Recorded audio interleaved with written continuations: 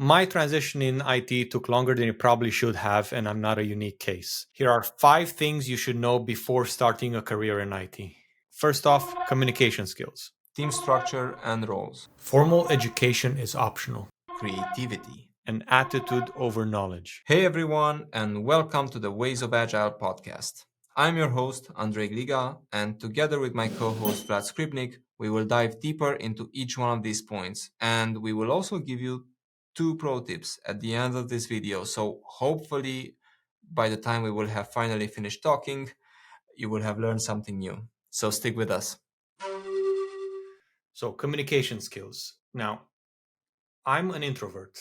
I was an extreme introvert when I was a kid. I got out of my comfort zone slowly throughout my 20s. The idea that I had about IT was that it was a introvert's dream job. It was you, in my case me, alone with the computer for hours on end, no need to talk to or interact with any other human being, just solving IT issues, coding away. I could not have been more wrong. It might have been the case in the 90s where one single programmer would have created their own piece of software that was quite basic, but computers were relatively basic back then to what they are now. However, the way the industry is now, you require a team to create any piece of software that is worth any user's time.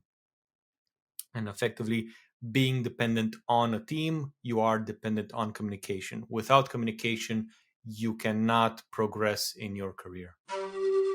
Before I got into IT, I was an actor, and I was far removed from what IT actually meant. I actually thought at the time that IT was basically programming. And I, I was surprised. Like, I actually started as a QA and then became a developer and then a business analyst and then eventually a scrum master, what I'm doing now. And what I'm trying to say is that basically there's a lot of roles out there. Of course, research those roles, look at what they do. For example, you may have a company that's structured like having a CEO on top and then having all the C levels like CTO, CPO, CFO. Beneath them, you will have a product manager, you will have a principal engineer or architect, you may have agile coaches, UI UX designers, SEO specialists. One level below that, project manager, product owner that answer to product manager, team leads as an engineer, scrum master, QA, developers, BA, functional analysts. There's a lot of roles in IT. Research, look at what they do and look at what fits with your current skill set. Attitude over knowledge. So, the IT industry is an ever changing and constantly updating type of industry where new technology and software comes out every single year. You cannot rely on knowledge you've gained years ago in order to continuously survive in this industry. You need to keep an open mind. It's the most closed minded people that I've met in the IT industry are also the most experienced. Keeping an open mind and keeping the enthusiasm for learning new things is more important than whatever previous knowledge you've gained and experience that you had, be it in the amount of knowledge or the amount of years you worked in the IT industry. So this is actually an important one. A lot of IT is problem solving. So problem solving requires writing code is not a brainless activity of just typing on a keyboard. Coding actually requires a lot of thinking outside the box. Bug fixing requires a lot of analysis, intuition, logic. Testing, for example, makes you think outside the box as you basically need to try to break the functionality that you are testing. So you need to have the mindset of all the user journeys and how to prevent issues in production. Otherwise, you'll end up with bugs in your application. My role is also one that requires creativity. I'm always trying to figure out ways to improve team dynamics, navigate complexity, remove impediments, deliver value to the end user, and so on. So, creativity is a quintessential aspect no matter the role you choose. Formal education is optional. In IT, If you don't have a university or college degree, you basically start from zero. If you do have a university or college degree, you also start from zero.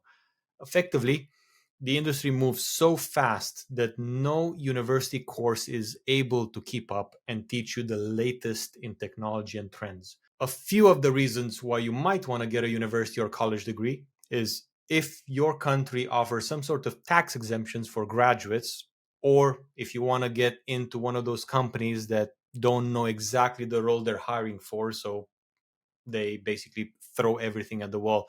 They're the same type of companies that will ask for 5 years experience for an intern or 10 years experience for a junior. Those are typically red flags. However, in some situations, you do have to start somewhere.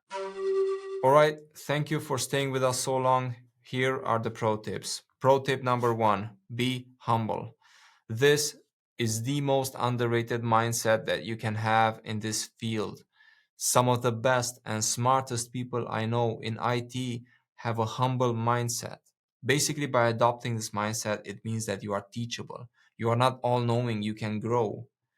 Which brings me to my second pro tip, that it's a never ending game. You always need to learn. You always need to keep up with the latest trends. Look at what ChatGPT has done and how fast everything has been moving since. You need to stay hungry. And it's a lot easier to stay hungry if you like what you're doing. Don't just think about the money or think about the fact that IT is a safe choice. There's a lot of roles. Most of these roles or some of these roles may fit your skill set, but if you like what you are doing, you will most likely succeed. If you like this video, please like and subscribe to help us with the algorithm. And if you want to see a in-depth discussion with a principal software engineer about all of the points we touched on today, please click on this video here.